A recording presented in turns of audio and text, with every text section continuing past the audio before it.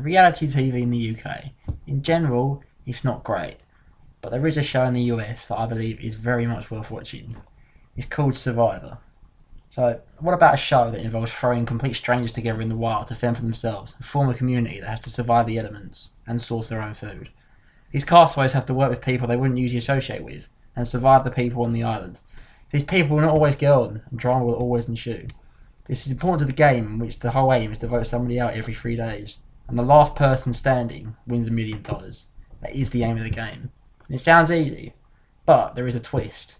There is a jury of 7 people that you voted out, who you then have to convince to give you $1 million.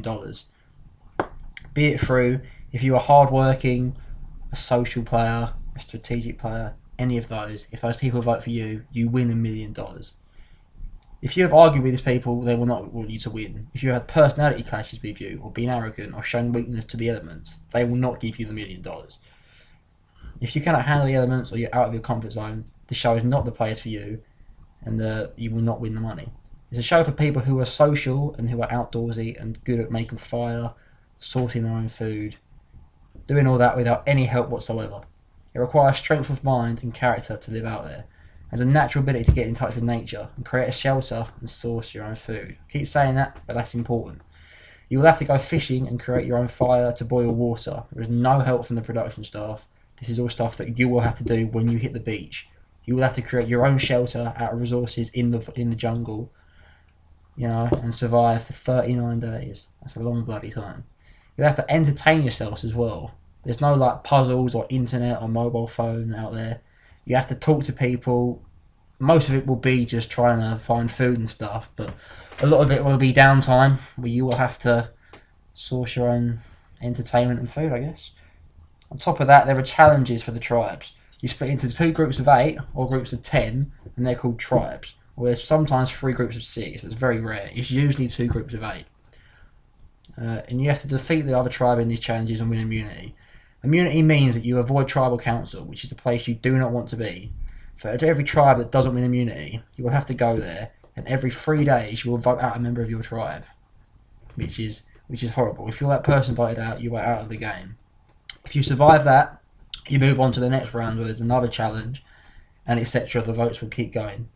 A vote can either be personality driven. If you don't like the person, you don't want to spend another second with them, then that will be enough reason to vote them out. It can be strategic. If you think that voting out that person gives you a better chance of winning challenges, or getting to the end game, or putting that person on the jury because they will want to vote for you, then you must get that person out and get yourself to the end. Or if a person was weak in the challenges and they cost your tribe a win, or if they aren't surviving well, or they're getting ill, or they're sick or whatever, then that's a reason to vote them out. With 16 strangers, there are so many outcomes that a season can play out. There's no 2 ways that a season will be the same. Different people will hate each other for different reasons, be it racial, or socially they don't get on, or any reason. There's no limit to what could happen. There is a social experiment which tests human resolve and social skills. It's a social game at the end of the day. You need to convince people that you're A, worth keeping around for your tribe, and then B, that you're worth giving $1 million to. Because that's what they do in the US, it's the dollar system. So how good are you with people? How good are you at surviving the wild with no comfort? Just on a beach with 16 people who you need to trust for 39 days. In a tribe of 8, you will need to make sure that you are on the right side of the numbers, or that you're not weak and that you can survive the elements. The goal is to vote people out and then sit at the end and convince them that you must win the game, that their vote must be for you. If you're stronger than them in the challenges physically, or if you're a finger who manipulated people to vote the way that you wanted and to vote them out, then that could be a reason to win. Or if you're the most popular or charming person, that's another reason that they can vote for you to win. Or if you didn't piss anyone off. Either way, you have to work a jury and manage them, and that's enough reason to watch the show, to watch these people manipulate each other and give arguments and just vote outs and crazy stuff like that. It's another reason why the jury will give you the money and the title of the sole survivor, which is what you want at the end of the day. At the end of 39 tough days, that money will be definitely worth it. So typically challenges are balance challenges, endurance challenges, strength challenges. Could be like carrying a heavy weight, or just like sumo challenges in a ring. Or for the first half of the game, they're tribal until a merge happens. So with this merge, the tribes will disappear, and the tribe will be just one tribe of either 10 players or 12 players or whatever. And it's an individual game from there on. The challenges will be individual challenges, and there's only one immunity for each round. So you need to make sure you win that immunity, so you're not able to be voted out. If you have immunity, you can't be voted out. Anyone else can be voted out if they lose a challenge. So people try to align with each other to vote out common threats and targets in the merge. So in the first half of the game, you'll try and keep your tribe strong, or you might want to try and vote out the stronger players to stop them from getting to the later parts of the game. Or you could just hate someone. But after that, it becomes a strategic game where you'll need to work with other people, convince them that you're a good social person, you're a good person that's deserving of getting to the end, or that you're not a threat to beat them at the end. Basically, in a final two, because that's how many people face the jury, 2 or 3 people, you need to make sure that the jury thinks you're better than those other 2 people and they give you $1 million. Because then without that, what's the point?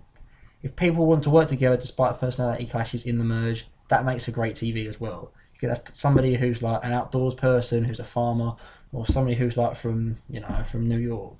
That actually did happen in Survivor.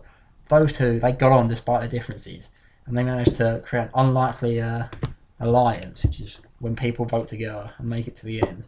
So you need to make sure that you haven't pissed off the jury and that you can beat somebody and get to the end. The best person will be strategic and have a mental toughness to survive in the elements of 39 days, and the social skills to convince people that they can vote the way they want them to, or to do what they want them to, because a large part of the game is manipulation.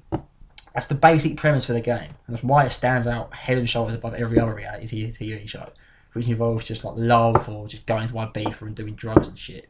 This is a game for thinkers and for strategic people who enjoy games like chess or mental games or just great TV characters. So it's in the US in CBS, and it's currently on its 34th season, currently airing, called Game Changers. It's been brilliant so far, and the reason it's lasted for 34 seasons is because of the popularity of the first 2 seasons. You had a guy called Richard Hatch, who was just so hated at the time that he had household names, and it was the most viewed program in the 2000s. So in the first season, you had Richard Hatch, who changed the game from being surviving the elements, which is how it was advertised, to alliances and voting people off based on strategy. That's where strategy came in, because the show wasn't meant to be strategic. It was meant to be just an experiment. But it's transformed from then, which is the best thing that could have happened for the show. And if you watch the seasons, you'll see Hatch and you'll love his series. You'll see players like Rob Cesternino, who do alliance hopping, which is changing from alliance to alliance and voting people out if they're a threat, either within your alliance or without your alliance, or like just people who are on the outside of your alliance. People that don't want to work with each other can be voted out because it's great TV. You'll see physical players like Colby Donaldson or Ozzy who win the challenges and they get to the end based on not being able to be voted out because they always had immunity. It's rare, but it happens. You get players like Tina Wesson who will organise a flip within their tribe. So an alliance of 4 will become 2 alliances of 3, and they will make a power shift in that game. Get players like Sandra Diaz-Twine, the only 2-time winner so far, by the way, and the uncategorically best player to ever play the game. If you win twice, you are the best. I don't care what anyone says. Players like that who can avoid the vote and make sure the target isn't them and it's shifted onto somebody else. That's brilliant. That's a brilliant way to play. And you have players who are popular, like Kim Spradlin or Kapava Ishallo, who have charm and just they have it in spades, and people will just like them just naturally, and popularity will be a good way to not vote, get yourself voted out. You can make other people like you, they want you to stick around. So, yeah. So for seasons guides, watch the first season first. Do not watch any other season before you watch Borneo. You might have watched another season and thought, oh, this would be a good show to watch. But watch the first one to get an idea of how the game forms. Because there's an evolution in the strategy of the game, and an evolution of the social nature of the game and everything. But you have to watch where it originated from first. Other seasons, watch The Amazon, which is where my favourite player and my favourite season, Rob Cesternino, did the alliance hopping, which was brilliant when I first watched it. I thought, yeah, how did nobody do that for 6 seasons before that? Got Pearl Islands, where you will see how far people will go to manipulate the game inside and outside. There's a brilliant thing that happened. I'm not going to ruin it, but it's the craziest thing that happened in reality TV for 20 years. Heroes versus Villains, which is most people say is the best season. It's an all-star season. It's the best players who ever played, heroically or villainously, and they all fight it out in 2 tries. Heroes and Villains. It's brilliant. The pre-merge is great. The post-merge is great. Another one is Cambodia, which is players who came back for their second time playing the game who didn't win, and they had a burning desire to win the game.